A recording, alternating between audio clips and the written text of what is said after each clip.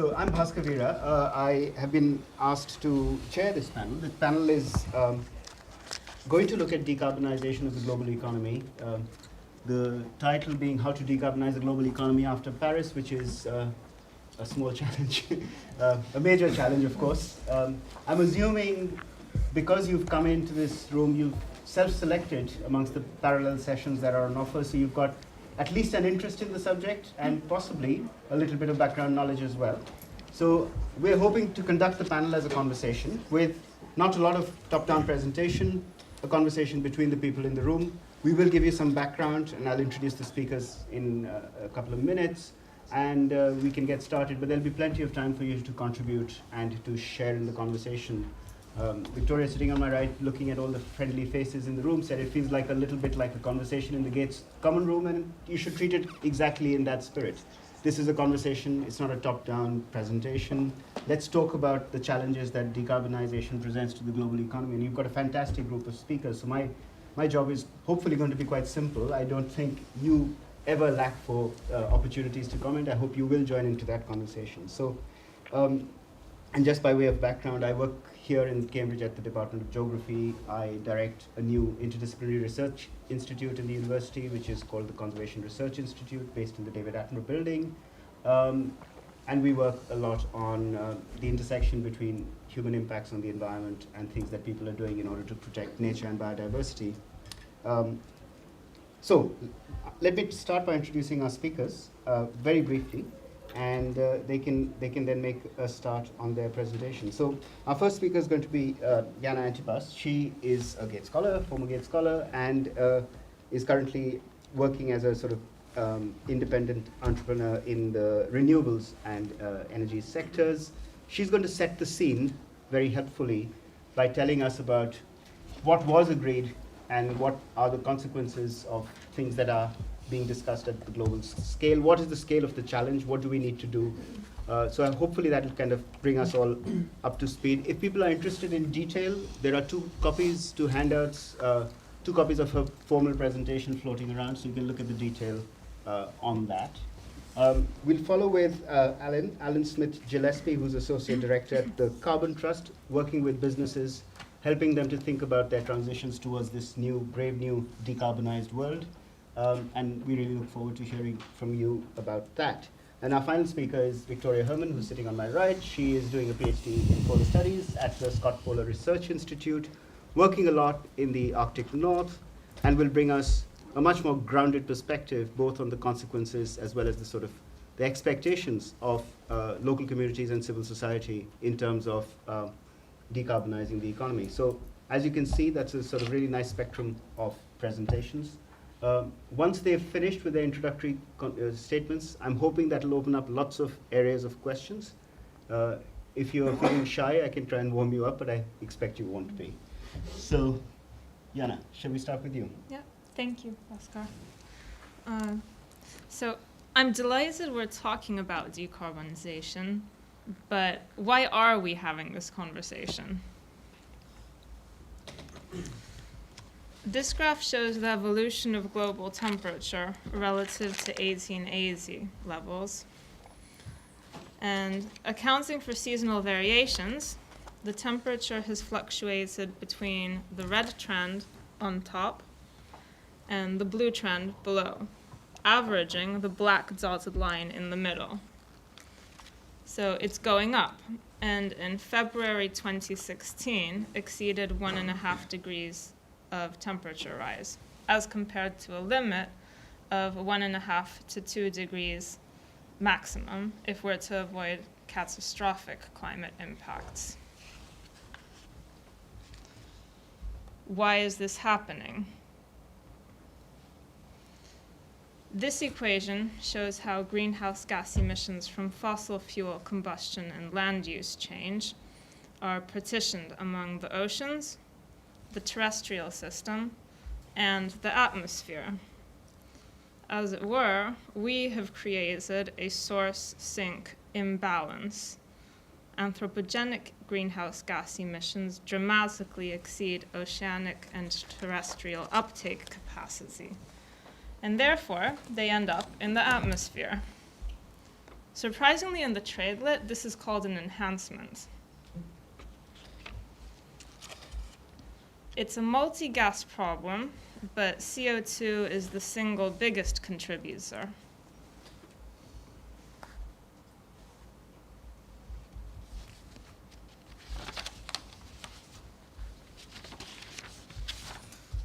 This slide shows the steady increase in atmospheric CO2 concentration, with striking results in the past 4 years alone. Significantly, atmospheric CO2 has surpassed the 400 parts per million threshold and is still going up. Whereas, in terms of climate impacts, it's critical for it to stay well under 450. Trend reversal, i.e. climate change mitigation, will require decarbonization.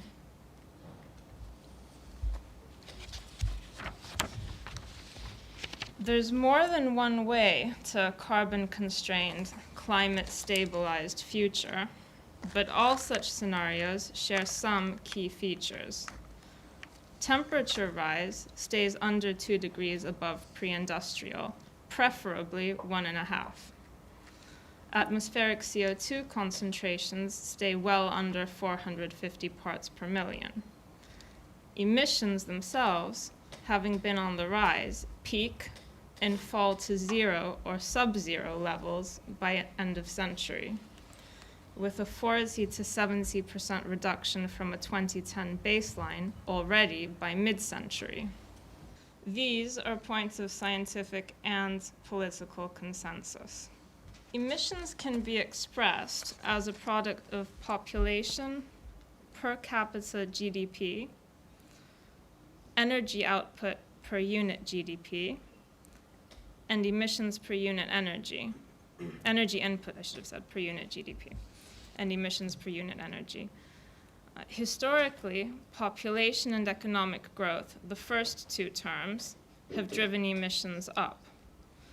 In future, the challenge is to maintain economic growth and simultaneously decrease emissions, i.e. decouple them from economic growth.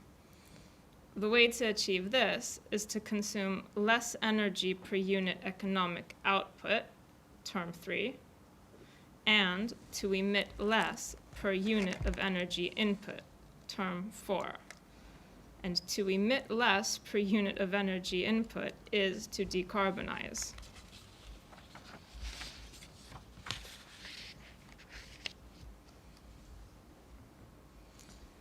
The US, among others, has done this successfully, decoupling emissions from economic growth in the 2005 to 2007 timeframe.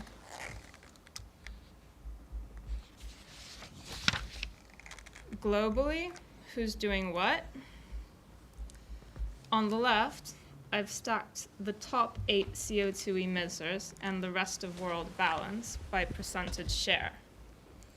On the right, I've done the same thing for GDP in 2 years, 2003 and 2013, 10 years apart, to see how roles have changed. Over that time period, the US and China, emissions-wise, role reversed. Although the US reduced its emissions, it maintained its #1 wealth ranking. That is the clean growth paradigm. China also increased its economic output, but at the expense of also increasing emissions. That's emissions and economic coupling, not decoupling. So these are snapshots in time. What does our global emissions trajectory look like?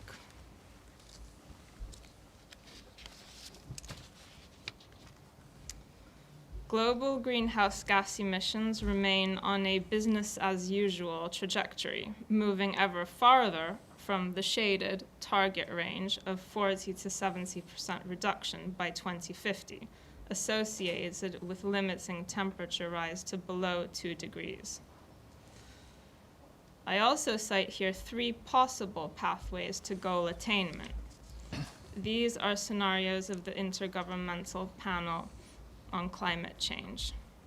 And we can revisit them in more detail later if you like. But what I would stress now is that all require a historically unprecedented rate of CO2 intensity reduction.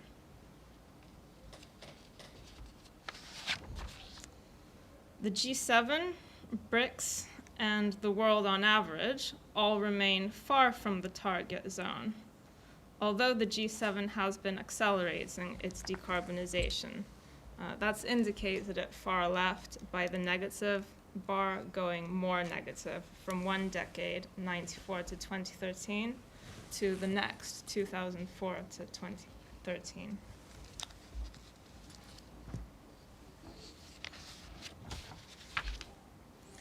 Getting on track would imply rapid phase-out of conventional fossil fuels and fast-track scale-up of clean technology. Scenarios show over 60% clean energy by 2050, expanding to nearly or actually 100% by 2100.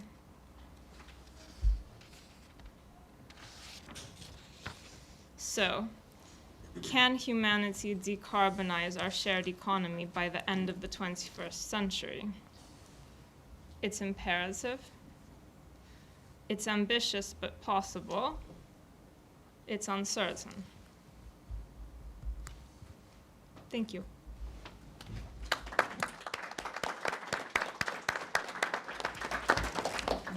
Thank you, Jana. I'm actually going to ask Alan to carry straight on, because I know what you're going to say follows really neatly from here.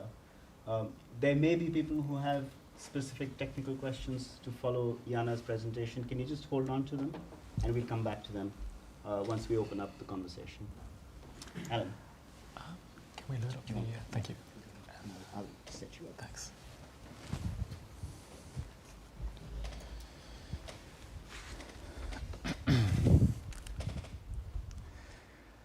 Hello, everyone. It's a pleasure to be here. Following on from Jana's presentation on the science and pathways on decarbonization, I'd like to talk a little bit more about the way this needs to be done, and also a little bit more about the scale of the challenge.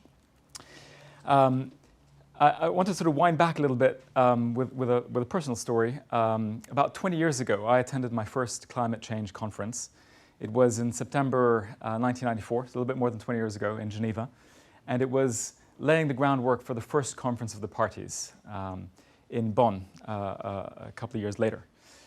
And a lot has changed in that time period, as Jana has alluded to. The world has actually increased carbon emissions by 40% since that time. The world has warmed on average now by 1 degree. Last year was the first time the whole world was on average a degree warmer. Developing countries have exceeded now developed countries as the major emitters. And so there is some reason to be pessimistic, but I am actually personally quite optimistic. And I hope that what we could talk about later in the discussion is why I think the world can decarbonize, and of course it must. COP21 in Paris was I think, a momentous event. It was the first time that the world actually came together and agreed, each country, a series of plans of what they would do. And it's not perfect, but it has a framework of a global agreement and a mechanism to review these plans on a sort of 5-yearly basis.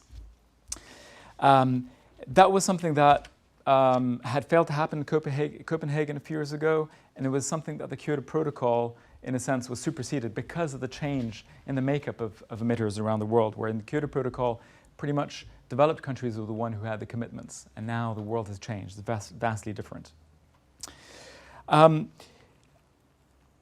So to give a sense of the scope of the challenge, I'll refer a little bit to the pathways that Jana has mentioned.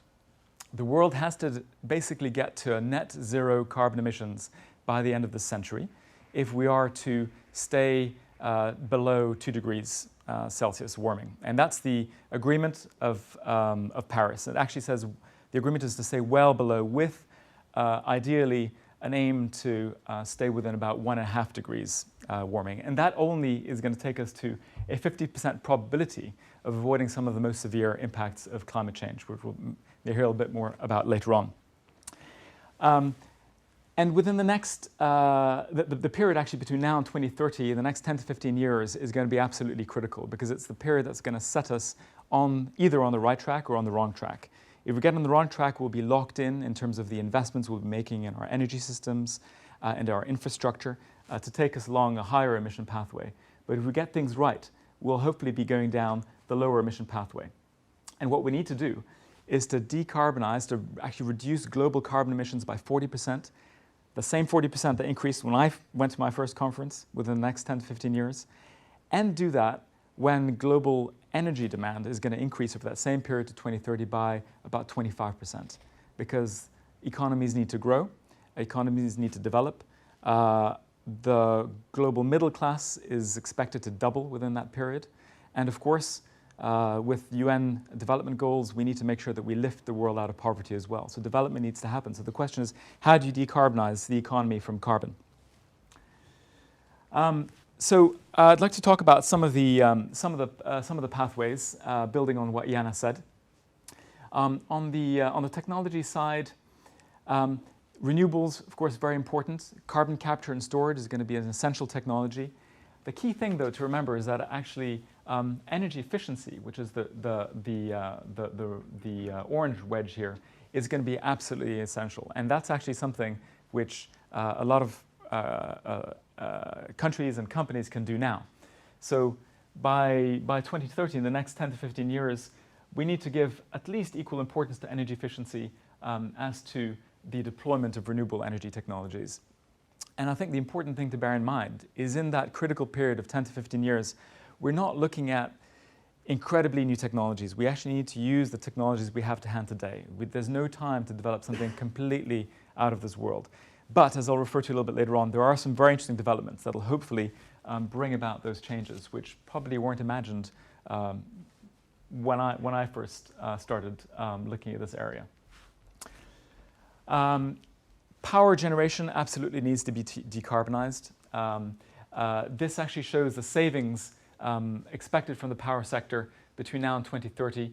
A large proportion will actually come from demand reduction. So end users of energy not requiring so much through energy efficiency, as I've just mentioned. And then solar wind deployment will be very important as part of a significant increase in renewable energy. Nuclear, as it currently stands, needs to be part of the mix. And carbon capture and storage, CCS, is going to be an essential technology to put in place. Sticking with the power sector, one of the big changes that needs to happen is to phase out coal, the dirtiest form of power generation. That especially needs to happen in China and India, especially because those two countries still have a long way to grow. And of course the US as well, although the dynamics of the shale and fracking is actually changing the landscape completely. And interestingly enough, market forces are shutting down coal power plants in the US without any need for policy in that area. Also, there will be a decarbonization required from coal through CCS starting beyond 2030. But as you can see here, solar and wind are going to be key areas of renewables that need to be deployed. Hydro needs to stay on track in terms of gradually expanding. And in terms of other sectors, we've looked at power already. Industry, transport, buildings, and other transformation of energy are going to be key areas that need to be decarbonized. Those are really the end users of energy. So the demand side rather than the supply side of power generation. As you can see there, the orange shows how much of these savings need to come from energy efficiency. So energy efficiency is actually an important part of the technology portfolio that's going to be that needs to be rolled out. And then also a switch to different sources of power and electrification. So electrification of the, for example, light vehicles, electric vehicles, electric cars, and also move to biofuels in areas such as transport. And of course, we shouldn't forget that agriculture and land use is going to be an important area of action to mitigate carbon emissions. So carbon from energy use actually makes up about 2/3 of emissions, so it is the biggest area, single area. But forestry and agricultural systems will be very important, especially if there's any uncertainty around carbon capture and storage. So what this graph shows is the carbon emissions from different areas, from different sectors by 2030, 2050, and 2100. So this is the target by 2100. And from energy, with CCS, we should be seeing actually a net reduction in emissions. But if CCS doesn't work out, that's not going to happen. Energy systems won't decarbonize as expected, and a huge amount more effort is going to have to happen in terms of reforming agricultural systems and also making sure that we get afforestation and a complete stop to deforestation as well. So this is a huge challenge. There's a lot of momentum in the system now towards higher carbon systems, and that needs to be changed. And what we need is something similar to the Apollo program, a moonshot, the moonshot for the world, actually, and one consistently applied across countries. So we need something like what took our first humans to the moon. The same level of coordination, probably expanded multiple fold and across a number of different countries. This is the same chap, about 40 or so years on. And there's a bit of a mixed message there. One thing is we need a sustained effort.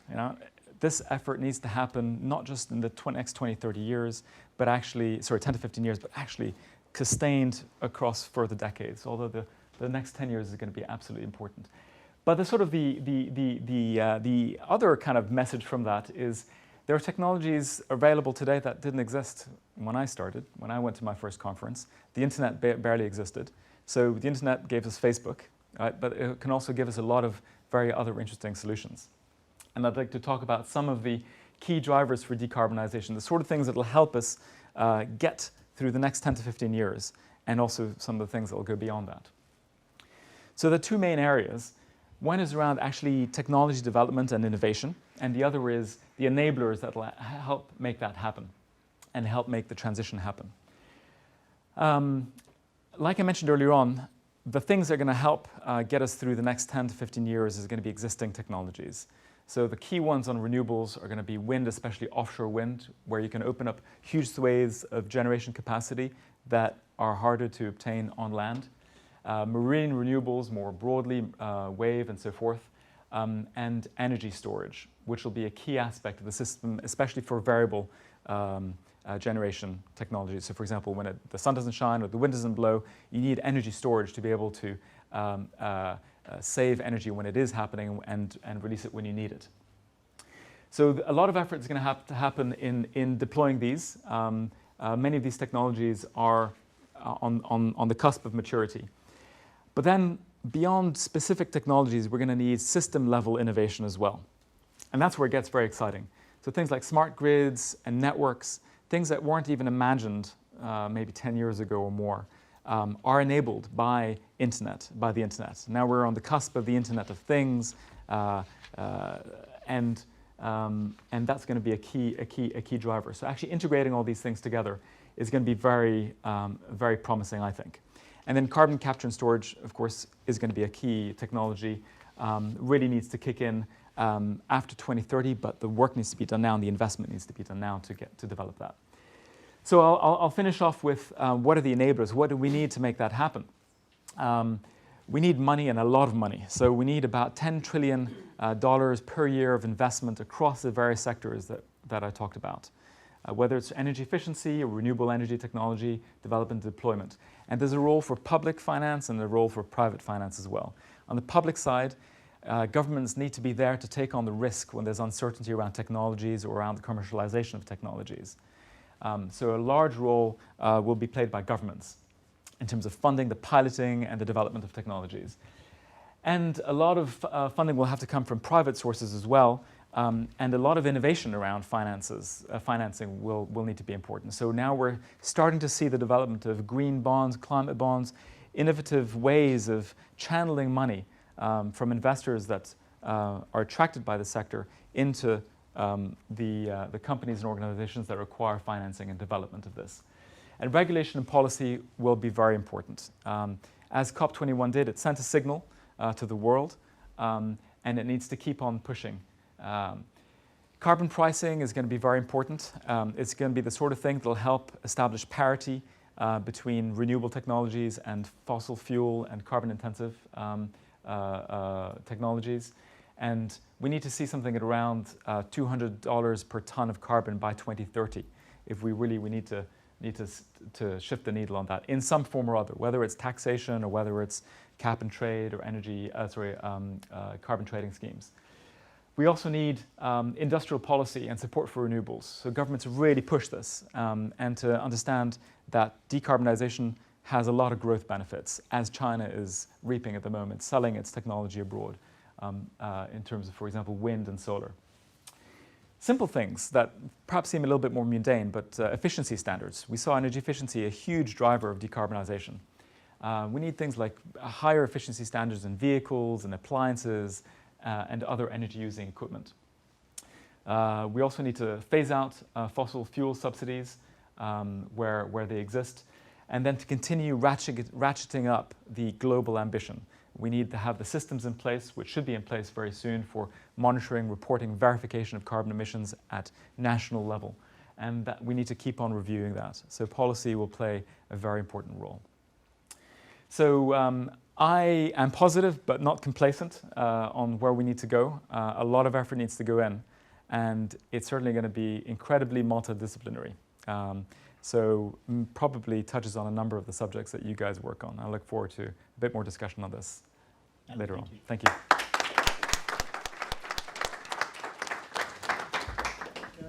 And ask Victoria, who's our third speaker, to ground some of this for us. And by that I mean, so Victoria works a lot in the Arctic North, where the consequences of climate change are more than apparent already. There's sort of visible change which has taken place, which is impacting on lives, on species, and on the habitats in that area. Sometimes the climate change debate seems a little bit disconnected from the everyday lives of people, and I'm hoping that Victoria's presentation might help us to connect a little bit more and open up that conversation about what next. Victoria. Thanks. So mine will be relatively brief in hopes that there'll be a lively discussion after, but I want to frame the question of how we decarbonize the global economy a bit more locally. So the two big points I want to drive home is, one, that in order to transform the global economy, we have to transform local economies. And the second is that climate change is a human story. And we've heard a lot about large-scale policies and technology and business sectors, but we haven't really heard about the humans that are impacted by climate change and the ones that are going to have to be making these decisions. So the first, that the global economy is comprised of local economies, and we'll have to transform those local economies. I work a lot in Alaska, and Alaska is a big oil state. A third of all jobs in Alaska are in the oil and natural gas sector. And over the past 2 years, the price of oil has dramatically decreased, and I'm sure if any of you drive, you can see that in how much it takes to fill your gas tank now. But that also means that the economy of Alaska is facing millions of dollars in budget shortfalls, which translates to less money for public school systems, for public health care, for the entire welfare state of every Alaskan.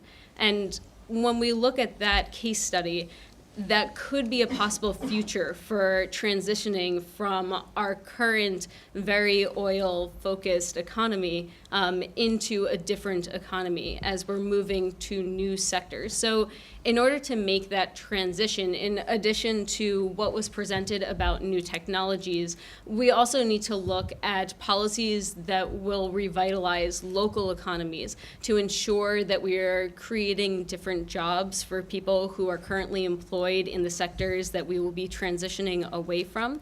You can see this a bit in current coal towns, particularly in the United States and in Canada, that now are kind of seen as the Rust Belt. They have extremely high unemployment rates, and there hasn't been any large-scale welfare policies targeted towards them to make sure that their local economies aren't missed in this large-scale decarbonization effort. So I would just say in the discussion that we're going to have, not to forget that those local economies and the people who are employed in those local economies and go to schools and get their health care in those local economies are incredibly important in this conversation. And even if they're not at the table at COPs or they're not in Washington, D.C. or in London, that their lives will be impacted incredibly by whatever decisions we take to get to that 1.5 degrees or 2 degree limit that we've set for ourselves at COP21. And the second is that climate change is a human story. So by the end of this century, at least 400 towns and cities in the United States alone will be partially inundated, and people will have to leave their homes because of how much carbon we've already committed. So that's the baseline of what we're working with. And again, a lot of those communities are in Alaska. Over a dozen communities in Alaska have already decided that they will need to relocate their entire town to a new area because of more extreme weather events that are eroding their shorelines, that are having their buildings literally fall into the ocean where they no longer have fresh water systems. So that's what we're working with today. That's the baseline. So any decision, again, that we make to decarbonize the global economy will either exacerbate that depending on what path we take, and it'll exacerbate it on different timescales. So when we're talking about energy efficiency and renewable energies, I agree that we can't just have one pathway. We have to include them all, and it has to be very quickly. And like the other panelists said, I am optimistic, but also realistic that this may not happen as we put it out in international climate negotiations. So again, too, I think that we have to remember that in addition to deploying renewable energy and new technology, we also have to make sure that we are equally investing in adaptation efforts, in relocation efforts, in loss and damage, to make sure that the communities that are already affected by climate change and will inevitably be affected in the next 10, 20, 30 years are being able to live not the lives that they once lived because our past decisions have eliminated that potential, but that they're able to live life to its fullest in their new locations, in their new reality, whether that's in places like Staten Island in New York City, whether it's up in the Arctic in Shishmaref. It's across not just the United States, but across the world. And I would just say in our discussion that those two things to consider, the local economy and investments in revitalization policy and welfare policy, and investment in adaptation, relocation, and loss and damage policy are equally important in this kind of large-scale plan to decarbonize the global economy. So yeah, just to think about that, and maybe if we could have a conversation that has those two parts in dialogue with one another rather than kind of siloing them as different issues, because they are the same issue. And I think too often they do get siloed. Like in this panel, for example, the description is almost entirely about the global economy and decarbonizing it, and it kind of misses the local economy and the human aspect of it. So if there is an opportunity to have those two in conversation with one another, I think it would be a much richer conversation. And I think I'll leave it at that, and hopefully we'll have just under an hour to discuss. Perfect. Thank you very much, Victoria. And I do agree that that brings those two parts of the conversation much more closely together. We should clap.